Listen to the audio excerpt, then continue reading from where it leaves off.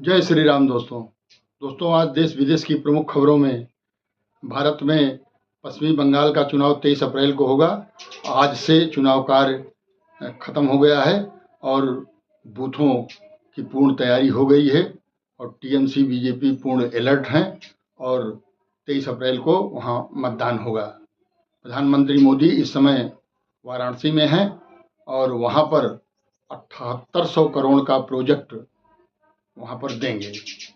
होर्मुज तनाव से भारत में कच्चा तेल $98 प्रति बैरल होने के कारण डीजल और पेट्रोल की कीमतों में ₹2.5 प्रति लीटर बढ़ने की संभावना है। यद्यप सरकार ने कहा है कि उसके पास कच्चे तेल का स्ट्रेटेजिक रिजर्व वो 3 महीने के लिए पर्याप्त है। और फ्रांस के जो मैक्रों से प्रधानमंत्री मोदी की बात हुई थी उसमें अब ये तय हो गया है कि कैंसर और डायबिटीज़ दवाओं की फास्ट ट्रैक डिलीवरी करने का फ्रांस ने वादा किया है। और गर्मी की छुट्टियों के लिए 52 स्पेशल ट्रेनें भारत सरकार ने चलाया है। और ओलंपिक हॉकी टीम के बाद पेरिस ओलंपिक में महिला बॉक्सर निखत जरीन ने पेरिस ओलंपिक में भी अपना टिकट पक्का कर लिया है। अब हम विदेश की खबरों में ध्यान देते हैं। आज ट्रंप ने घोषणा कर दिया कि सीज फायर की डेडलाइन जब तक ईरान से कोई प्रस्ताव आता नहीं तब तक के लिए डेडलाइन बढ़ा दी गई है अनिश्चित काल के लिए।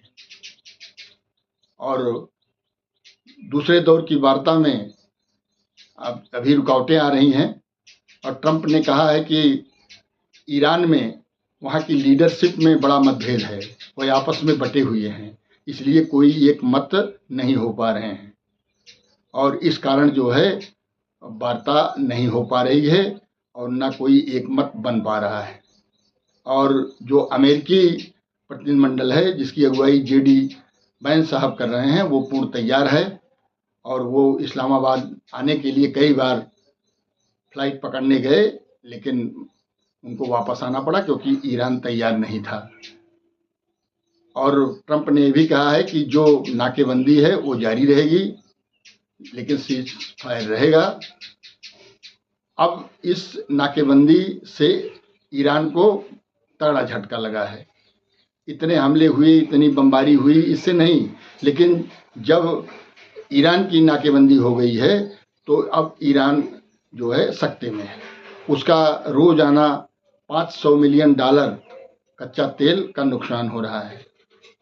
अब उसके पास, ईरान के पास अब कोई ऐसा रिजर्व भी नहीं है जो 15 दिन से ज़्यादा चलता हो, तो तेल ले कहाँ जाएगा? अगर तेल नहीं ले जाएगा क्या करेगा वो?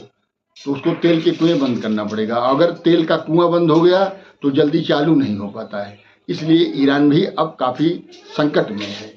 और इस नाकेबंदी से सबसे ज़्यादा तो ईरान को भी नुकसान हो रहा है। ऐसी स्थिति में ईरान भी मजबूर है कि 10-15 दिन के अंदर में कोई डील पक्की हो जाए। तो ये चीज़ें हैं और अब सीज फायर जारी रहेगा दोस्तों। आगे जैसा भी होगा मैं आपको अपडेट करता रहूँगा। आप इसको लाइक करें, कमेंट करें और चैनल को सब्सक्राइब करें तथा जो सुझाव हो उसको हमें कमेंट के माध्यम से दें। धन्यवाद दोस्तों। जय श्री राम।